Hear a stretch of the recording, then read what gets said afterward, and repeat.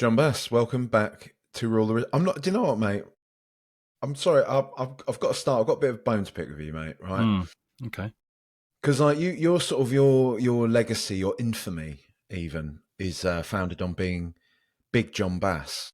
You were sort of in the big boys club, but I've seen a few photos of you lately, mate, and you're looking decidedly skinny. I'm not going to lie.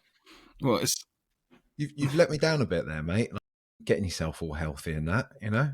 well, this is it, right? And it's not even just a width thing. It's also a height thing now. I'm getting a lot of abuse because at the parade, for example, people are like coming up to me and going, "Oh, you're not really that big, are you?" And I was just like, "Well, 6'3", is that not big anymore?" And I think now because I've shifted a little bit of timber, I can't even rely on the sort of burly thing either. So my whole it's like the Wizard of Oz. It's all just collapsing around me. It's just like this mystique is just gone. Everyone's just like, maybe we should start calling him Mid Jon Bass in all ways. So Behind the no curtain, idea. is just this skinny, tiny man. Little runt of a man. That's what it is. Remember, like in the old Turtles cartoon, that big pink thing with the brain Krang, was that his inside name? there. Yeah, exactly. Yeah. Yeah, that's what you are, mate. I'm not going to start insulting you on there. That's Introducing fine. you to the pod. I'll tell you what I'll do then. Let's balance this all out. Before we start talking about Spurs, you've got a podcast venture on the go. Well, you had a podcast venture on the go, went quiet for a bit, and now it's back. Tell us about Man's Not What. Yeah, thanks, mate. So yeah, we had a pod. I say we. So it's me and my friend Holly, who's she's actually a BBC award-winning comedian. She won like online comedian of the year a couple of years ago, and we originally were just doing it for like basically a bit of a laugh because she doesn't know anything. And when I say she doesn't know anything, she doesn't know anything about anything online. So anything that's on Twitter or Instagram or TikTok, like a year later, she'll go, "Oh my God, has everyone seen this clip?" Right. And it'll be something ridiculous. And the pod and the name came about because do you remember the Man's Not Hot, Big Shaq, Michael Dapper thing that was massive about 100 years ago? About 2 years after it had come out, she basically went to me, "What's this man's not what I keep hearing about? What's this man's not what?" And I was like, that's quite a funny idea for us to do like a pod together where basically I will come on and share with her, these are all the things that have been happening online that you are currently missing. And then she can kind of in real time ask me questions and find out all about them. So I kind of think if you're the sort of person who has no idea what's going on online, you're kind of in the Holly situation and you get, hopefully a bit of news and update on what's going on in the world of sort of memes and stupidity online. And if you like that stuff, then you just get to hear, my take on it or Holly's take on it. And so it's just it's very silly. It's very lighthearted. It's like a nice change from, I always try on that sort of fighting cocker on here when we're talking. I always try to be kind of like methodical and logical and try and approach it with a bit of sensibility. But on there, I just can say what I really, whatever I want. So I just kind of let loose. So hopefully it's good fun. So yeah, we're doing the first. We haven't recorded for 5 years, so we've been away for quite some time. But there's plenty of shit going on in the world, so it should be quite fun. So we're recording the first one actually tomorrow, so it'll be out next week. So yeah, should be good. See, the thing is, as much as the temptation's there for me to sort of make fun of Holly and make sort of parallels to when my parents will send me sort of memes and stuff like that out of the blue, that it can be down to even the lad singing the big lad in his chair singing the Ozone Maya from about 2001. There's also a part of me that's kind of envious of being that offline, like those days when you sat there on Twitter and you somehow fall into somebody else's argument about something you don't even care about. You find yourself getting all annoyed when people present their side of the argument disingenuously or whatever. And you get this knot in your head and you think, why am I doing this to myself? Why am I doing this? But I just can't pull myself away. But to be in that sort of plane of serenity where, you're not bothered about memes and this and that. It's simply something that drops into your life every now and again. You think, oh, that was funny. I'll share that with my nearest and dearest, who then treat it with scorn and ridicule me for it. But yeah. And this is part of the joy for me, right? Is like kind of, it reminds me of like, so I have a little niece. She came to my wedding The wedding was like, went through into the evening. And we were like dancing. I've got her on my shoulder and she looks up and she's like, wow, what are they? And I'm like, they're stars. And she's like, oh, I've never seen stars, right? And it was genuine wonder. Like she'd heard of them, she'd seen them in books, but she'd never seen them with her own eyes because it was so clear this night, right? It's this beautiful moment. But that's kind of what it's like for Holly when she sees anything online, any kind of meme. She's just like, wow. And the wonder is kind of what makes it interesting. So I'm kind of in some ways quite envious of her because she gets to see all this stuff for the first time. And to bring it back to kind of like Spurs and football, sometimes I will share stuff like between, when we haven't been recording with her anyway, just to be like, have you seen this? Or put it into our sort of group chat. And there's that one that's going around at the moment where they ask Americans based on badges what they think the Premier League teams are called. Have you seen this? Yeah, it's brilliant. Right, and so I just sent it the volley ducks, yeah, which is fucking awesome, by the way. So I sent this to her, expecting her to just be like, "Oh wow, that's pretty funny," but she just didn't understand what it was, and so she thought these were like the nicknames of the clubs. So then was going to me, God, you know what, like. The volley ducks are going to do this, and I was like, oh yeah, good one. And then she was saying it to me sincerely, like trying to use it as a term of endearment, like, oh yeah, you're looking forward to the volley ducks new season. And I was just like, this is incredible. So it's that kind of stuff that I hopefully will bring a bit of joy and make it silly and fun. And we try to make like anything that's serious in the news, there's always a meme off the back of it, which is a fun thing. Right. And so we always just try to make it light and funny. So there's a lot of shit going on in the world, a lot of stress with your football team. And so sometimes you just want to laugh at stupid shit on the internet or someone who just doesn't have a clue of what's going on in the world, which is Holly. It must be hard to keep up because I've listened to Holly did a few pods with Flav, didn't she, behind the paywall on Fighting Cock. She's very funny. So I can imagine there must be a part of you where you're like, is she actually pulling my leg here? Is she on the wind up, or is this actually, her not knowing anything about this subject? So, yeah. Yeah, anyway. I think people think that it's shtick, but I promise you, she says way more mental shit when we're not recording that I wish. Basically, what I need is to constantly record her as like a reality TV show and edit the best bits, because some of the most mental stuff I've ever heard that she says just absolutely cracks me up. So it's definitely not shtick. For any of the stuff that I bring to the table, I don't tell her what it is. So there's no running order for my parts. There's a bit where she brings something to the table and she wants to know more about it. But anything that I tell her, she doesn't know in advance. So you're getting a genuine reaction, and some of them are honestly so gold. She always goes down the wrong route. So yeah, hopefully it'll be fun and it'll be out next week. So we'll see. Class, look forward to it. Man's Not What. Get it wherever you get podcasts, I'm guessing. Absolutely, mate. It's everywhere. And Twitter, Instagram, it's just Man's Not What, all one word, MANSNOTWHAT. That's hard for me to say as a dyslexic. Yeah, anyway, if you want to follow. It's also on my bio, so if you can't find it, just go on my Twitter and you'll find it there. Class. Right, John, let's talk about Spurs. Let's do it. So this will be the bit when everyone's, what are they going on about? Yeah, this is where we talk about Spurs. Have you watched the? Let's jump in this. Have you watched Winners yet? Have you watched the documentary? I haven't, mate. I'm trying to spread out my content because I after the final I went through basically a period of just doing nothing but just liking, scrolling, retweeting, consuming.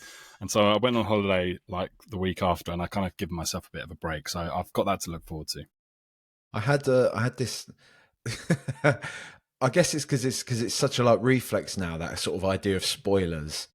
I saw a few people sharing clips from it onto my timeline, and we all know what happens. Like we know the ending of this story, but there's still that bit of me. It's like, I don't want to see any more. I don't want to see any more bits before I watch the whole thing. So I did watch it. I watched it as soon as I got in from work yesterday, and it's a lovely little time capsule. Like I can't lie, I would say that like you're sort of watching it and you're building up to there's a few nice moments like Elfsborg when you see like the young lads scoring and things like that.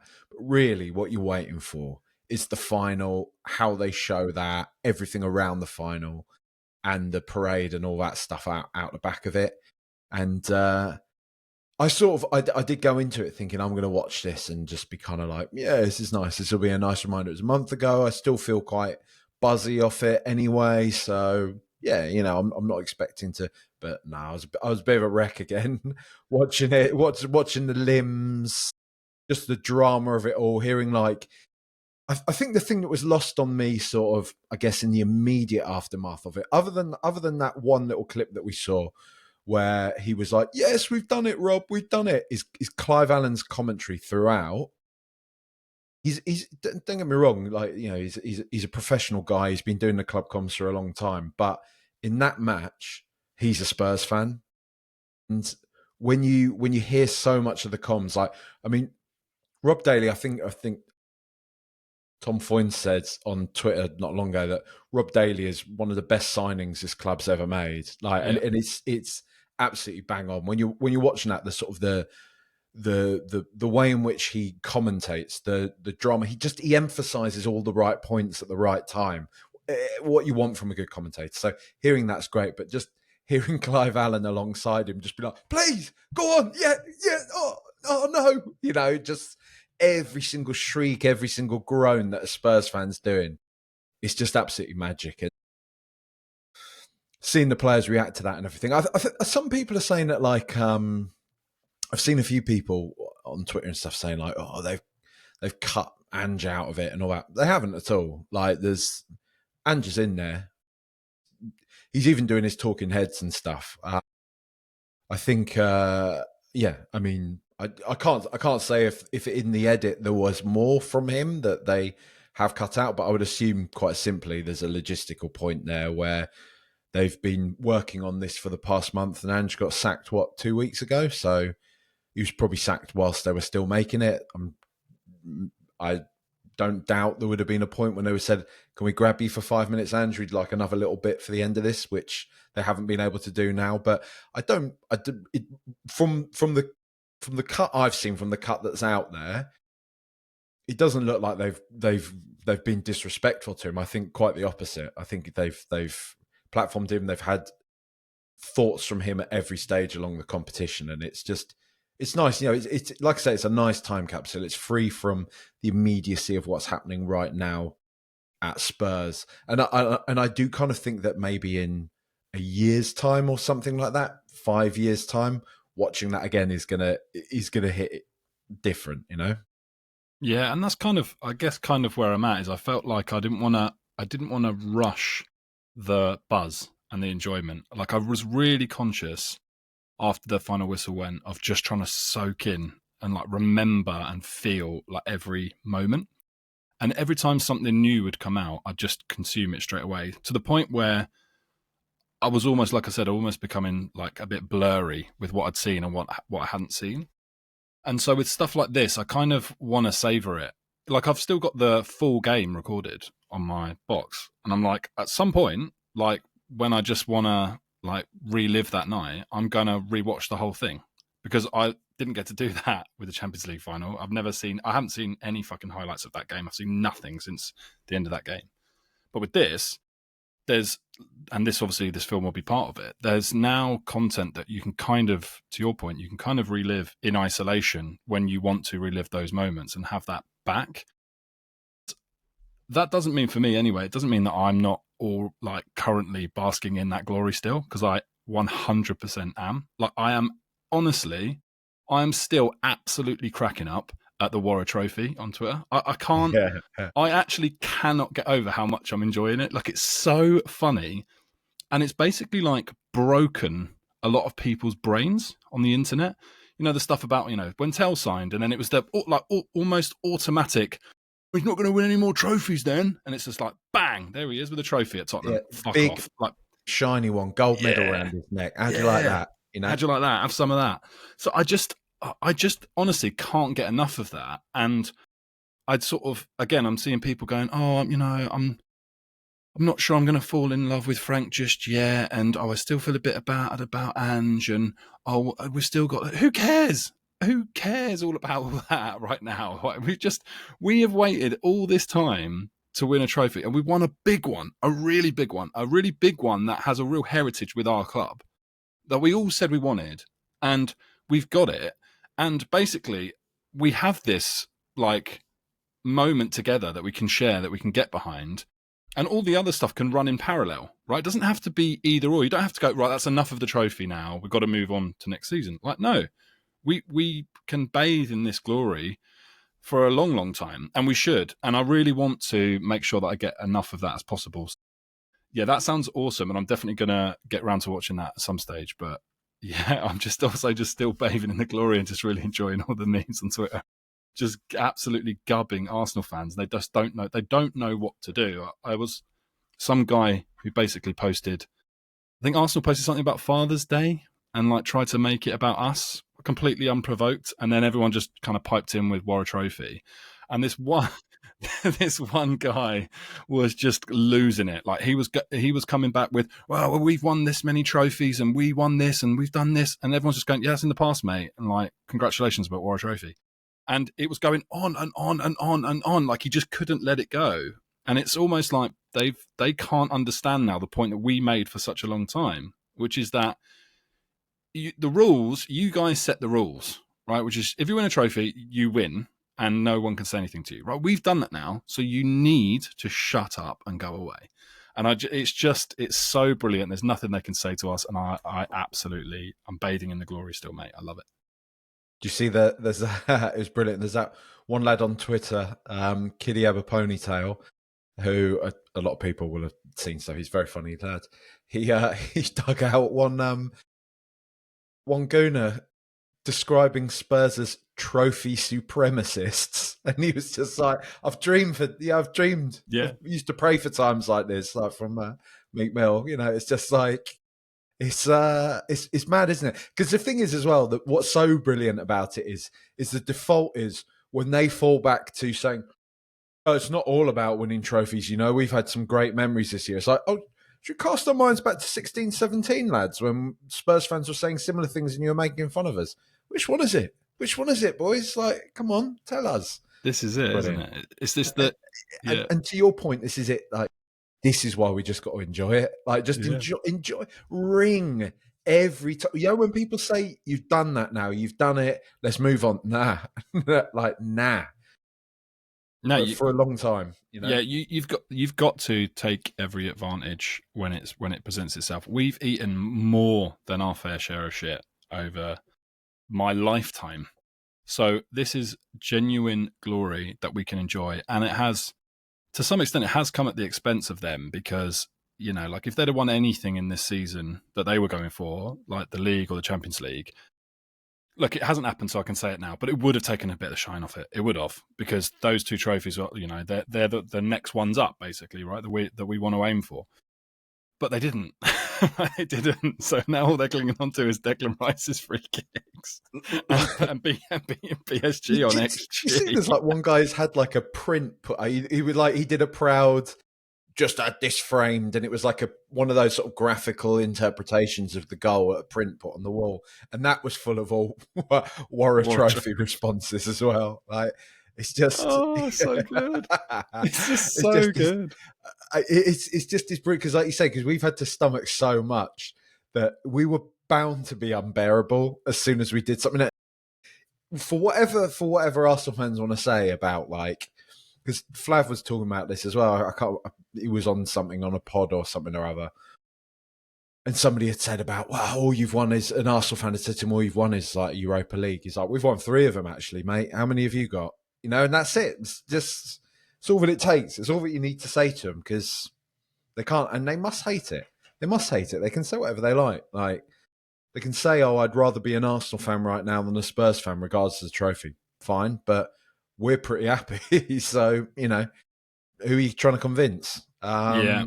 One thing I will say, though, which I'm happy to sort of eat my own words, is, and I guess, look, these things aren't necessarily binary, but for a long time in the Pochettino era is a good example of that, where we weren't winning things, but we were building towards it. That feeling, that consistency of being like a top side and really striving for those, like the league and the Champions League, that feeling was absolutely incredible. And I think a lot of people who like don't understand that will throw dispersions at us and say like, well, look, you didn't win anything, so who cares, right? And so I would always defend that position, say, well, look, it's not about winning trophies, right? It's about the feeling that you get and all those things. Now, they are still true, right? I do think that's true.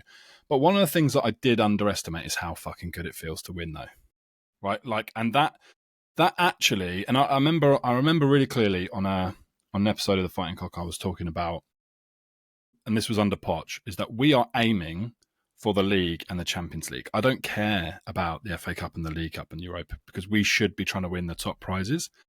And at the time, I stand by that, right? Like we had a view of what we were trying to do, and that's what we were aiming for. That's what our aspiration was, to win those trophies. We were one of the best teams in Europe at that point. Easily, like we smashed up Real Madrid. The best that's the best version of a Real Madrid team, and they went on to win it that year. I think when we smashed them up, and they were amazing. And there was no. I literally went into every game thinking, like in the Premier League, I was like, we will win this, and in the Champions League, I was like, we'll probably smash these up. Like I just felt so confident about that. But now, one of the things that I do realise is that actually what football is about is winning trophies, whatever that is, right? Like if you're a team from the lower divisions, winning the Johnson's Paint Trophy feels amazing. Like winning the League Cup, if you're like a team like on the sort of, anywhere in the Premier League that isn't City who win it every other season, right? It will feel amazing to you. Look at you're telling me that Palace, that winning that FA Cup, if they'd have qualified for Europa League, that would have felt better. Like just via the league, that would have felt better than winning the FA Cup and qualifying for it. Like it's just we've been tricked in this new world to think that finishing fourth is better than a trophy. It isn't. Like it just isn't. And I think this is hopefully now is a good lesson learned, which is you can actually achieve both objectives, which is like we're in the Champions League. Right, that's what we're supposed to be doing, as we're told by all football media. Spurs have to finish in the top four if they want to be taken seriously. Well, we didn't finish in the top four, but we qualified for the Champions League and we got a major trophy. It's brilliant. It's actually so much better doing it that way. Yeah, it's the best. That's one thing I will take back is that I underestimated, and probably there's a part of that which was like self-preservation, right? Thinking, well, we're probably never going to win these type of trophies in my lifetime, so I better just take what I can out of this. And whilst I think that's true, I think it's undeniable that we've been tricked to think that winning these trophies, Sevilla have won it a million times, look, no one cares. They fucking loved it every time they won it. And I would happily win it every other season. We're basically getting the Champions League, see how far we get on with that. If we don't do it, next season we're going to Europa League, try and win it again. Because it was magic. And so let's try and win some more trophies in the next few years. I think that should be alongside our aspirations for Champions League qualification. Because the funny thing is, like, a lot has been made of the fact that it was 17 years since we last won a trophy, 40 years since we'd last, or 41 years, I think it was, since we'd last won the UEFA Cup, Europa League itself. That was kind of a release of all that time. And it was to a degree. But for me, really, I think like the microcosm within that as well has been the last 5-6 years, basically since 2019, since sort of Poch started to fall to pieces and it went into COVID under Mourinho, has been miserable as a Spurs. Like it's been pretty much unrelentingly miserable. Had that one little peak, to be fair, under Conte when we finished above Arsenal in the league. That was nice, but I think even then, in the back of our minds, the intrusive thought was, this is all a bit temporary. This doesn't feel that solid. This feels like Arsenal are on the up, and if we finish above them this year, they're going to go on and do the sort of things that they've come close to doing, and still might. That's the thing. They're still sort of there. This is another part of that. Enjoy this moment. Enjoy being able to lord it over them, because will Liverpool come back as strong next year? Will Manchester City, if they sign a strike? But whatever. That's a nightmare for another day. And I just think this, like that to me, like winning that is after following and I can't really be bothered to get into the whole Ange thing again, but following a terrible season, like a really bad, every single game feeling like a chore, like, and it not just being, I know it's not just me feeling that way. I know that's not me projecting out negative thinking, because my DMs and stuff have been full of people being like, love you, mate, but I just can't listen to the pods at the moment because I just don't want to consume any Spurs media because it's so miserable. But then after, all the stuff I've done in the wake of the Europa League, numbers are right back up again. Do you know what I mean? It's not that hard to gauge, like, why winning is good, like why people feel better when we win games and stuff. But yeah, winning that was absolutely massive. It was huge. It's glorious. And to your point, yeah, it's true. It's the fact that I had to sort of sit on here and do my sort of warbling soliloquies about like, oh, imagine if we win, being on the high road and scarves wrapped around our heads and all that. But actually doing that, actually being there and seeing all that was just like, this is mad. Like this is I kind of liken it to as a bizarre sort of parallel. But I remember when I first went to the Lake District, and I don't know if you've ever been to the Lake District, but when I went round there, I was like, the drive there up the motorway, and when you're actually there, I was just like, this doesn't look real. Like this is so incredibly serene. This is so picturesque, so beautiful that it's almost like something is playing a trick on my mind. Like I'm looking at a massive LCD screen or something. And I did have that. I genuinely had that moment. And I don't know if it's age. I don't know if it's just me being an overly emotional person, like an emotion first type person. But I remember sort of the whole process of getting down to the high road. I sort of finished work. I was like, fuck, I've got to get to Tottenham. I've got to go through the tube and it's hot and it's this and it's that. I've got to get my oyster and there's loads of people. And how far will I be able to get the bus up Seven Sisters? And when you're caught in that moment of life, of the day to day, you sort of forget what you're going to. And then I just remember getting there, bustling through the crowd a bit, finding my place in the sort of crowd. And it only being about 5-10 minutes by the time I got there before the bus actually came past me, of when the bus was starting to get towards me a bit and you see the crowd start to kind of G up a bit, you start to see some of the flares come out and things. I was just like, oh my fucking God. Like, this is actually happening. Like, I'm getting goosebumps talking about it now. Just seeing that bus come down, seeing Son with his sunglasses on, holding a massive trophy, seeing all the boys all like pissed up around him, you know, all hanging off the side of the bus. People, like, I think it was Porro pulling leaves off trees and stuff, like, and you think he's going to fall off that any second, you know? It's just, it's mad. And it's joy. And it's just, I don't care what anyone says. Like, people can say whatever they want about entitled top six fans. We've deserved that. Because of this place that and it's not, I don't think it's just like self-aggrandizing. We do occupy this weird space where we are basically rent-free in like 90% of other football fan base. Turn on the darts and it's all Tottenham get battered everywhere you go. And all of it, all having a dig at Spurs for years. And we've had a good half a decade at least of being the kind of in the absolute eye of the storm for every single bit of banter and all that comes anyone's footballing way. But for now, it's like we've just got that window where they're just leaving us alone. Everyone's just leaving us alone. It's almost like Arsenal are getting it a bit more now. I've seen like the Easy Jets and that kind of going for them a little bit, talking about like trophies and all that type of thing. And it's just, you know, what is it? I think it was even Robbie Williams when he performed at the Emirates the other day, wasn't it? Like saying something like, if Arsenal fans want to get a European trophy, there's one up the road or something. Like, it's just stuff like that is like, yes, we get the good stuff. Like, for once, you know, it's yeah. I won't get bored of talking about it, to be honest. Never. And it's so true what you're saying about it not being real, because so I don't know if you played the latest FIFA, which is now whatever it is, FC 25, right? If you win the league or you win a trophy or whatever, at the end between finishing one season and going to the next, there is a parade section. So basically like your team's colours, and it's like the bus, and it's going through this town centre, and the players are on the bus, and there's a DJ playing tunes, and everyone's going mental, and you're there as your manager's there going nuts, right? And when I like play FIFA, I only ever play with Spurs.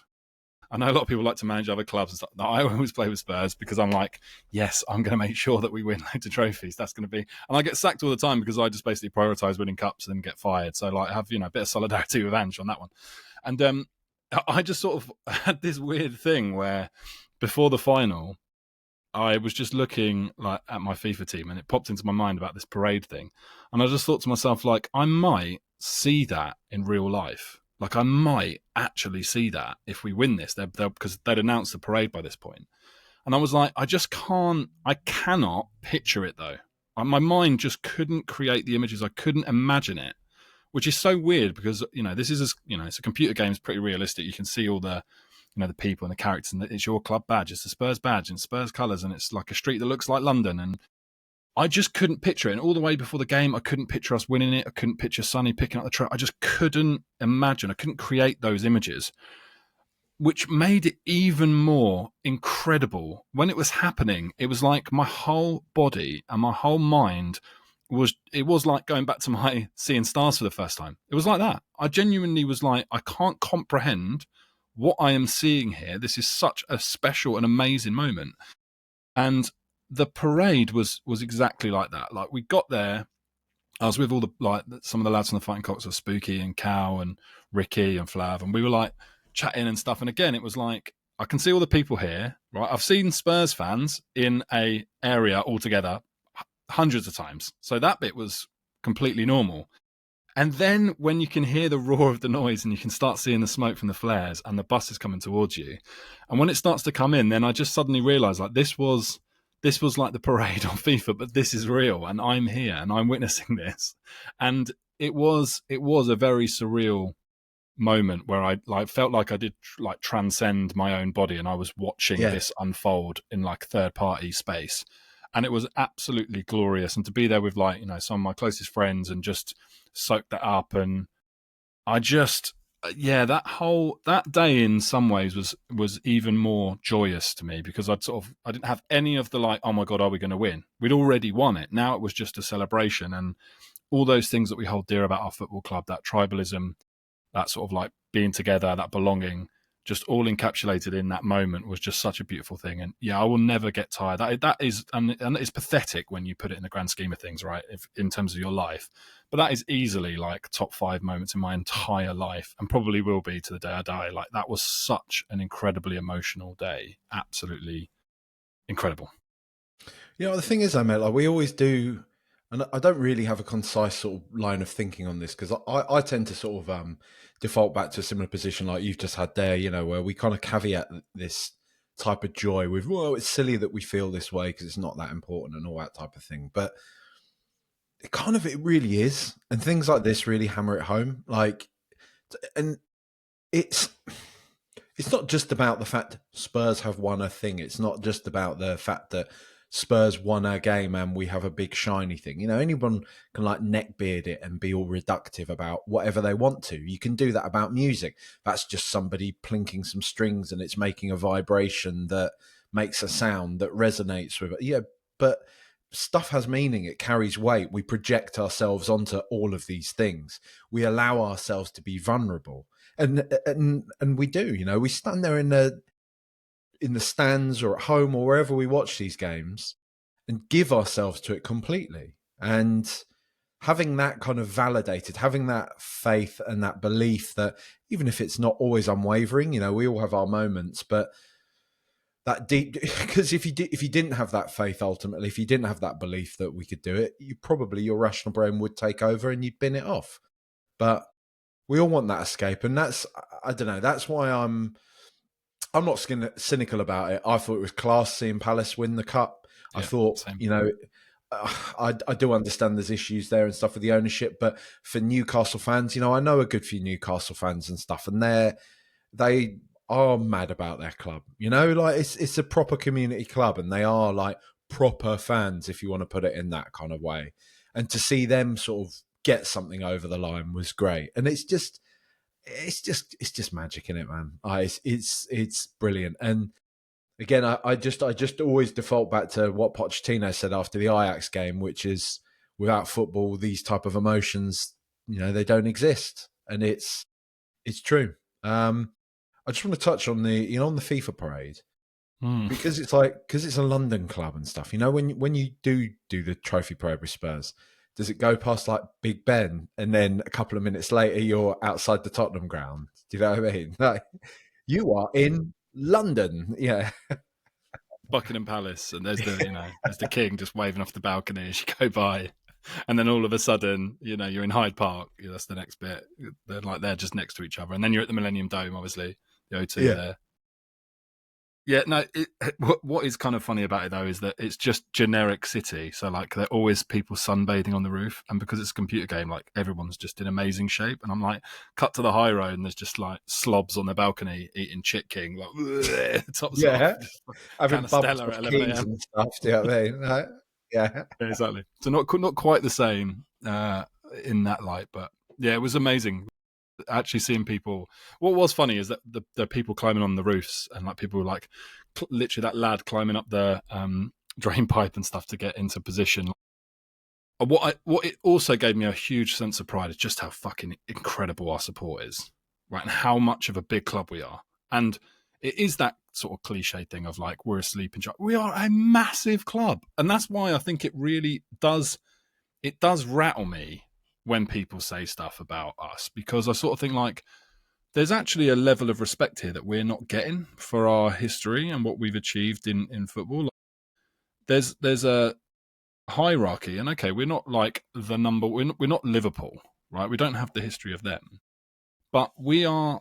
What, we the seventh or eighth most successful club in English football history. You'd think we'd never won anything, and like I've had conversations with people before where they'd give Spurs shit about winning a trophy, and I'm like, you do know we've like won shitloads of trophies, and they're like, what do you mean? And they genuinely think we've not won anything ever, and it's kind of like Divs. it's that level of disrespect that sort of frustrates me. So I'm like, if your team beats my team, slag us off. That's fine. I've got no issue with that.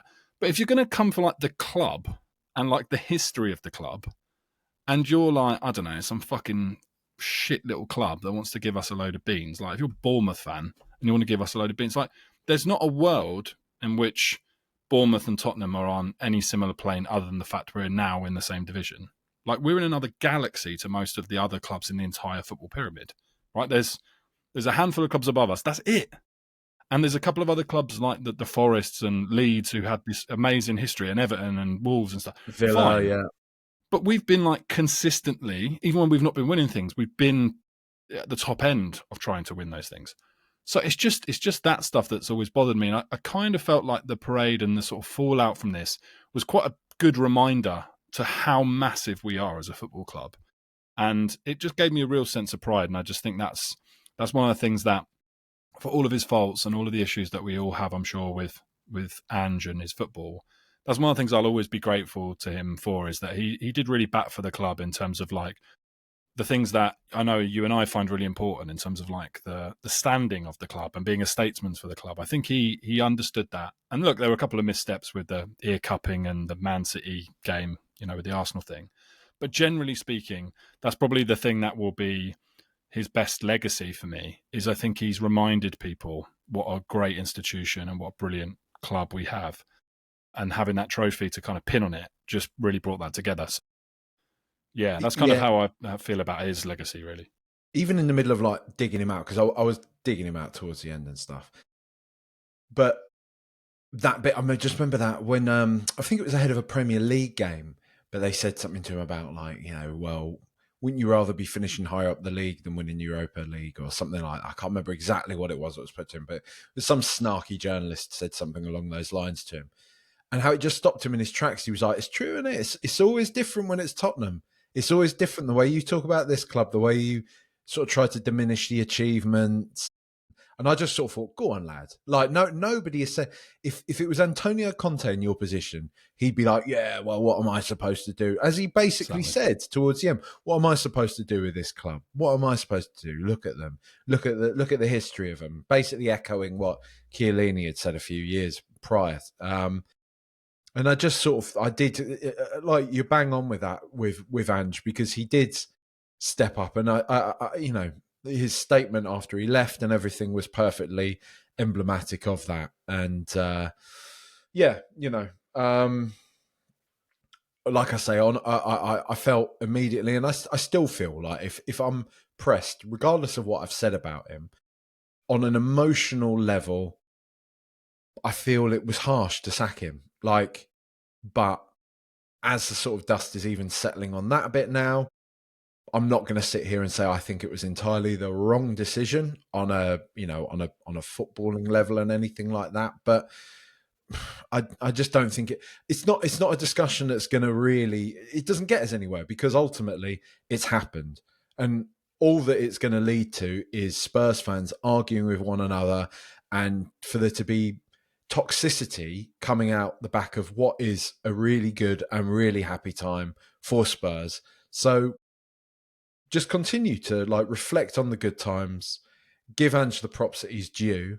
But I think we can also, as Spurs fans, look forward to what is a new era. Hopefully is some sort of a new leaf that's been turned over. And look, I'm not gonna I've said that Thomas Frank, before we signed him, I didn't find it particularly exciting, but I thought it was good. It was a promising thing.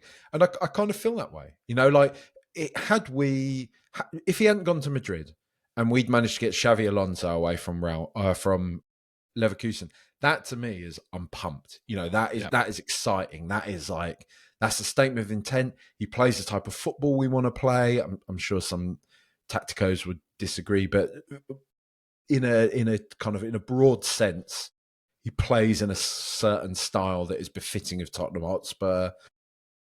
He's young. He's clearly going to be like the next Pep Guardiola or whatever. He's got that kind of genius level intellect that people said of him even when he was a player. We all remember it, even when he was a player. He was a talent. He was never the best, but he was exceptional. Don't get me wrong. But he was never like Xavi and Iniesta, but he was in the bracket just outside of that kind of those players.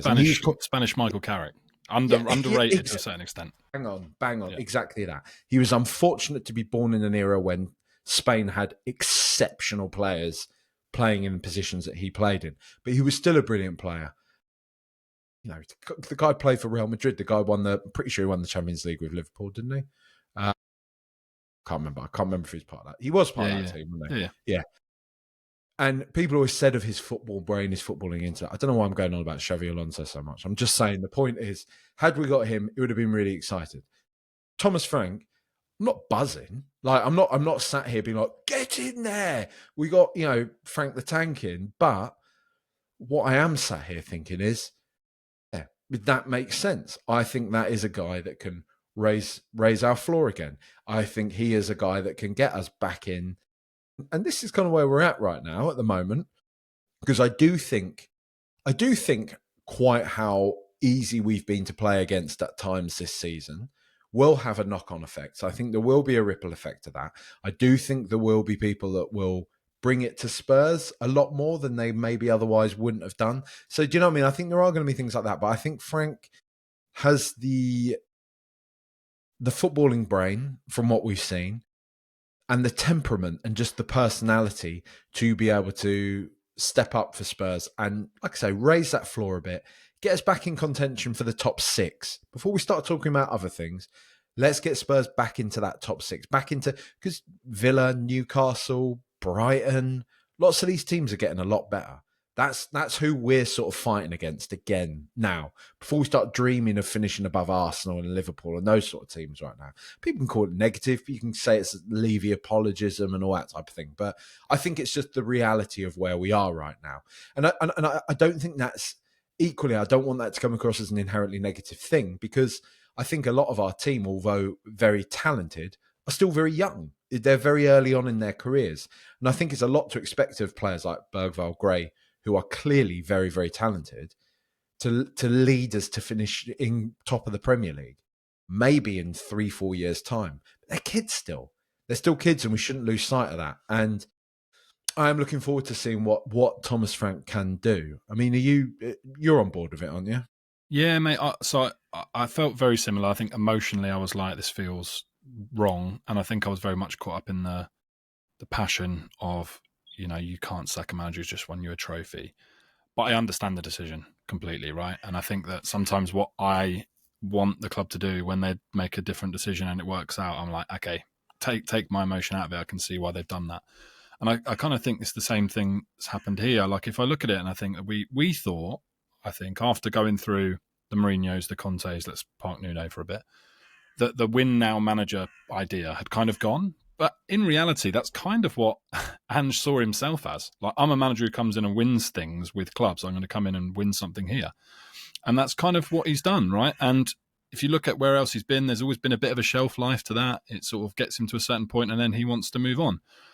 And if you look at the makeup of the squad and you look at the recruitment that we're going through, it's very much aimed at young players that we want to develop. So you have to look at that and think, okay, based on the makeup of the squad, and again, whatever your feelings are, whether we should do it or not, the way that we purchase players is young and development rather than let's go out and spend 150 million on Wirtz, for example, right? We're just not there at the moment and we never have been really. So then you have to look at, well, what's the best coaching setup or management setup to get the best out of that model? And I think actually, if you look at the available options, like Frank ticks a lot of those boxes. And, you know, his work with Brentford has been like amazing if you look at like what they've done, but it's his work with individual players and getting the most out of those players. And I think if you look at the makeup of our squad, there's a lot to be excited about there, but they do need a coach, right? They actually don't need a manager per se, right? Like I think Real Madrid is a club that needs managers. You don't really need a coach because you basically have the best players in the world in most cases. What you need is a manager, someone who can just like lead them and kind of tell them what to do and kind of motivate them essentially, right? Which is why Zidane just went there, wins a load of stuff, doesn't go anywhere else. Because I think he even knows maybe he's not the best coach ever. Whereas I think Thomas Frank is a coach and develops players and wants to work closely with players. And given the fact that we've got, I think, like some of the most exciting youngsters, not just in the league, but across Europe, you know, a lot of these players were targeted by other clubs. Bergvall, for example, was potentially going to Barcelona and picked to come to us.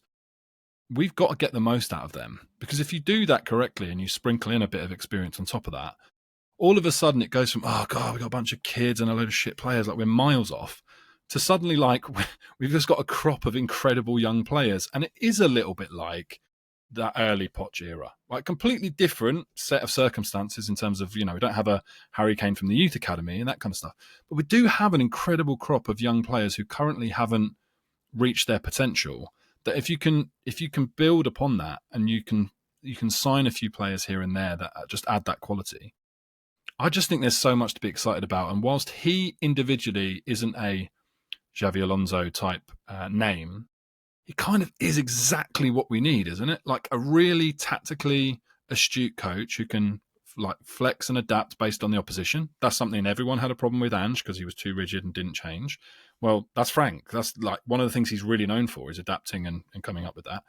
So that's one thing. He's really good with young players. Well, that's another thing.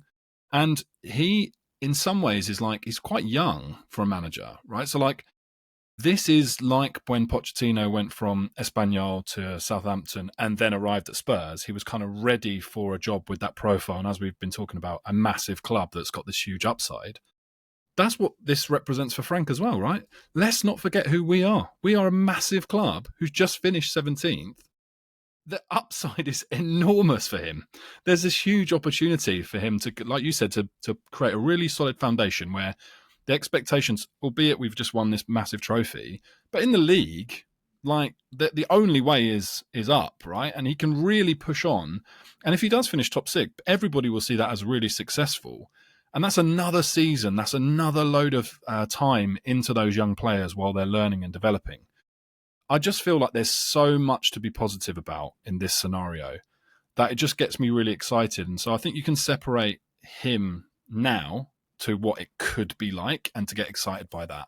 And that's the way I always like to see things. I think one of my phrases I try to live by is like not to get like pre-annoyed. And I think a lot of people are like, well, if he fails, it's going to be terrible. Well, yeah, obviously. Like, what if I go outside and it fucking rains? That'd be terrible. Right now, it's glorious sunshine. So why am I getting annoyed about when it's going to rain? I'd rather go, but it's currently sunny and it could be sunny for weeks. I'm going to enjoy that. And that's where I want to live in this space with Thomas Frank. Charlotte's grandma always says, we can cross that bridge when we come to it, but we don't need to build it first. And I was like, hey, I like that. Spot on. Like yeah, that's really good. Exactly. Wisdom of the elderly, that is, mate. You know what I mean? Really good. Really good. It's good. I like all that. Sort of shit I write. Sort of shit I write. Yeah. He's made his first signing. I mean, how involved he was or not, we don't know. But Kota Takai, we've signed. Most expensive signing out of the J League, £5 million. 20-year-old. big, massive centre back, basically. There's a few kind of threads on there where sort of Japanese football enthusiasts are basically telling Spurs fans how good or not he is, what his strengths and weaknesses are. Seems like he sounds very promising. Seems like what you would expect of a 20-year-old in that, he needs to sort of improve his awareness a bit. He needs to bulk up a bit, but he's brilliant. I think he plays for the Japanese national team already, and they're not. I don't think you would call them a minnow nation anymore. They're a decent kind of like mid-tier international team nowadays, Japan. So the question is though, where do you foresee him fitting into things? Because obviously I think we've got Vuskovic coming in this summer as well, I want to say, who looks like an absolute monster. Do you think either of these boys will be kept around the squad or anything? Or do you think we'll probably loan them out again? Well, it's really hard to know, isn't it? Because I kind of assumed that we would be signing another sort of first team ready centre back, so that you had basically Romero van der Ven as your first choice, Danso and another as like your backup centre back. Now, if we've basically got Vuskovic and Takai both coming in, it's like those two are very young, or especially for centre backs. They're very young. So it sort of does make you think, well, do you really need to have basically Danso plus those two? Probably not, right? You're probably going to get Dragusin as well. Dragusin and Davies, I guess, right? Like he's just signed an extension. He's an option as a left-sided centre-back. I don't think you can see him as a left-back anymore. I don't think he's got the legs for that. So it does give us like a hell of a lot of options. Now, I guess the thing is, and this is where it's a bit of an unknown because we don't really know what Frank is looking for. And, after a while when a manager's been there and you start seeing his selections, you get a feel for the type of players that he's going to like. It's going to be really hard to know actually which direction we go in. I do feel like Dragusin's basically out until for months, right? So like potentially not until January he's going to be ready. Yeah. He's not a ball playing centre back. Like I think that's fair to say. Like I think he's a very good defender, and maybe there's a use for him again if Frank is going to play in different ways in different games. And he's obviously was very highly rated before us, and he's obviously talented to a certain extent. The other two are a bit of an unknown at this level. Like we don't know how Vuskovic is going to respond. He's a monster in a league that is several levels below the Premier League. So how does that translate? Don't know. Maybe just it comes to him really naturally and he looks amazing. Maybe it's a complete culture shock and he needs a bit more time. I think at least one of them will go on a loan, mate, which I think is sensible. And you maybe keep one of them around to kind of get a feel for them. But they would be very much probably fourth choice while Dragusin is out and then become fifth choice. But again, look, we got Champions League campaign, haven't we? Because of the old Europa League win. I don't know if we've spoken about that enough. So that will mean more games, right? So potentially there's space in the squad. But yeah, I don't know. I thought that was interesting, and maybe it does kind of speak to us just being less about these big statement signings and more about opportunistic signings of really talented young players that we want to get in before other people have the chance to do it. But it does mean more longer-term view, right? So, yeah, it'd be interesting. And also, we don't know what's happening with Romero because if he goes, then I don't want to put too much credit their way, but maybe this is a bit of 4D chess, right? Which is like, let's buy this really young, talented centre-back that we really like for the future. And when Atletico Madrid come calling, well, we've kind of already got our replacement. So if we're just looking at other centre-backs, it doesn't seem as much of we've already got the money, because we can be like, well, actually, we're quite happy not to buy your centre-back because we've already got tons of talented youngsters. So we don't really need them. So this is the price, take it or leave it. I don't know, mate. I think there's a lot still to be done this summer that will have to be done before we can really figure out what our actual makeup of our centre-backs is going to look like. But I'm always up for us signing talented young players. It's always exciting. I feel like Romero is one of those things, like just my gut feel on it anyway, is that Atleti just simply aren't going to pay us. Like the talk was they're going to offer us like 60 million euros or even 45 million euros. I can't remember what it was, but it's just, I think we've still got him for 2 years, do we? I think he's got two years left on his contract. Left, yeah. Absolutely no need for Spurs to do it. I think we'd rather have him for another year and then sell him for that like 30, 40 mil next summer Yeah. versus selling, because it's not enough. It simply is not enough money for a defender of his quality, his standing within the game, and for a player of his age. Like he's easily a £65 million player. You know, Easily. yeah, Easily, and you take the risk of keeping, because look, the reason that he's thinking about leaving is he's emotional, right? He's pissed off about Ange, he's pissed off about this, blah blah blah. So he's like, well, this would be a perfect time to go. I'll go. We've all been in situations where you've been at a job or you've been in a certain like situation where you're like, oh, I've had enough of this, I'm not going anymore, or I'm going to leave, or whatever. Given time, circumstances change. Suddenly they go, oh, we're going to promote you, we're going to give you a pay rise. Suddenly you're like, well, actually, it's not that bad. It's, maybe I can stay here and like maybe there's something here. So I think that it's in our interest, unless we get a ridiculous offer this summer, you just try and hold on to him and see if Frank can turn our fortunes around, show some progress, slap a big contract down in front of him and get him to commit. Or like you said, you just cut your losses at that point, and it's not going to dip significantly much lower than what they're prepared to offer now anyway. So yeah, I think that's probably what will happen, but you never know, right? Like that teams get desperate and start throwing around money towards the end of the transfer window. So yeah, we'll see. Just before we go, John, one that actually does, we're talking about like deals or whatever being exciting or not, and a lot of people are kind of a bit annoyed about the 5 mil we spent on Takai, because they're saying, it's not ambition, it's just Spurs buying a load more youngsters. It feels like the noises around Eze are intensifying. Feels like it's felt like one of those deals that for the past maybe at least 2 years, there's just been that sense to me whereby, kind of similar how it was to Maddison, if Liverpool or City don't take the plunge on him, he'll end up at Spurs. And it kind of feels like Eze's going on that trajectory now. I believe it's always been quite a contentious subject. Some people have said he's Arsenal, some people have said he's Tottenham, like his family and stuff. There was all those rumours that Spurs put his family up in a box at the club and stuff because they're Spurs fans or whatever. I don't know. Who knows? But there was that lovely little moment, I think, when we played Palace last year, wasn't there? When he was signing autographs out the front of the ground. And when he signed an autograph for that woman, she goes, "You going to sign for Spurs then?" And he sort of gave her a look, didn't he? Which I was just like, "Go on, lad, go on."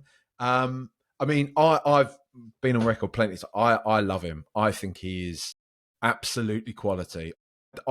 He's one of those players where I don't understand how there's any kind of conversation around it, because whenever he kind of gets linked to us, I see the sort of, he's not what Tottenham need. He hasn't got this. He hasn't got that. Look at this passing matrix of his. But he's just to be gammon about it. He's one of those players where you watch, eye test, he is quality.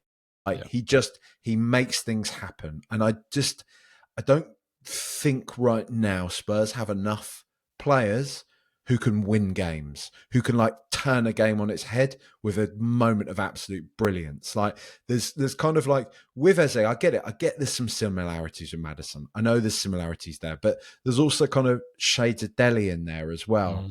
And just his own sort of unique brilliance. I just think mentality wise, you can tell he's a big player. He stepped up in the FA Cup final for Crystal Palace. Like he's a big game player.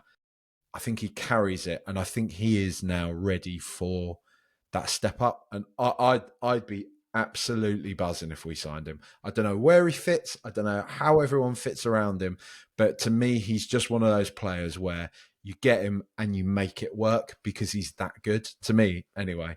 How are you feeling about it? Mate, I totally agree with you. I always find it interesting when, and it's not just our club, it's other clubs, but particularly with us, we get linked with like a Takai, and then everyone's like, "Oh, there's no ambition here. This is, another young player." Then we get linked with a player like Eze, and everyone's like, "We already got Maddison. Get two then." Yeah. Why? Like, exactly. no, like if you won the lottery, you wouldn't go, "Oh, I've already got one Rolex, so I don't need to buy another one." No, you just buy loads. Just get as many as you want.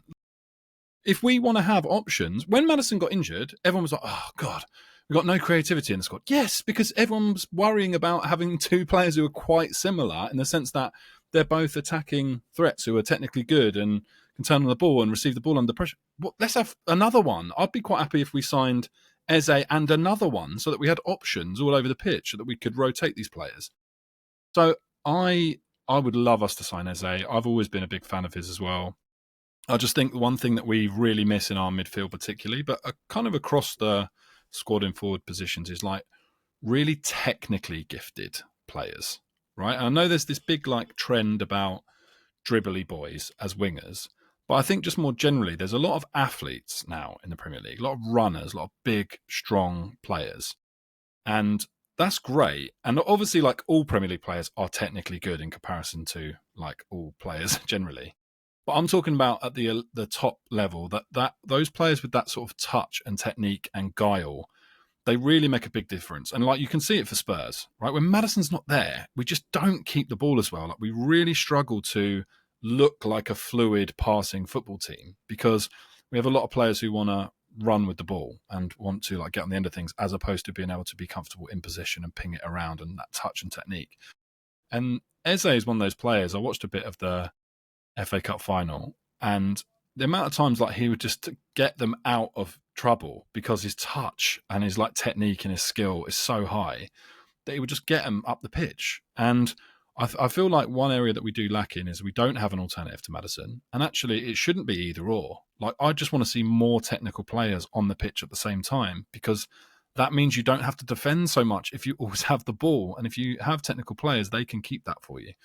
So, yeah, I would like to see the players that we're looking to sign. I want them to have a high, like, technical ability. Like, if you can find a combination of someone who's an elite runner and an amazing technician, great. There's not many of them around, right? But I would like to value the technical players, and Eze is definitely one of them. Yeah, I love him, mate. Are you just in closing, Jon? Excited about the season ahead? Are you excited for what's to come? Looking forward to it? Or are you just enjoying the summer for now? Well, kind of both, right? Like I'm enjoying the summer because it's nice not to. There's none of the downside, right? Which is like worrying about the next game or if we lose or if the scum start doing well. I don't have to worry about any of that. So I am enjoying the summer. It's kind of nice just to talk about everything hypothetically.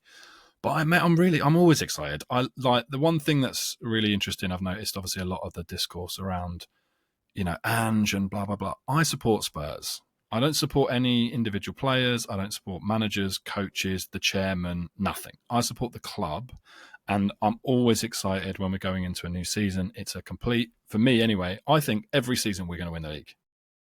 I think in my mind, I sort of think, yeah, like this club are going to fall away and these lot think they're better than they are and we're just going to go on a mad run, which is why when Ange joined and we won our first 10 games, I was like, yeah, we'll probably win the league. The whole could we thing was a joke for everyone else. It wasn't for me. I was like, yeah, we could definitely win this. And with this season is no different. I'm really excited. I look at all of the young players that we've got, a coach who wants to coach these young players. We've just come off the back of a trophy. We now have the winning mentality everyone was telling us is so important. We've got that now. And we've got this crop of young players, and we've still got a load of world-class players in our squad, the Romeros, etc. Why not, mate? Why not? I'm dreaming big. We'll do something special next season, and until that's not a possibility, I'll believe it. Come on, you Spurs. Up the Spurs. Lovely talking to you, Jon, as ever, mate. Pleasure.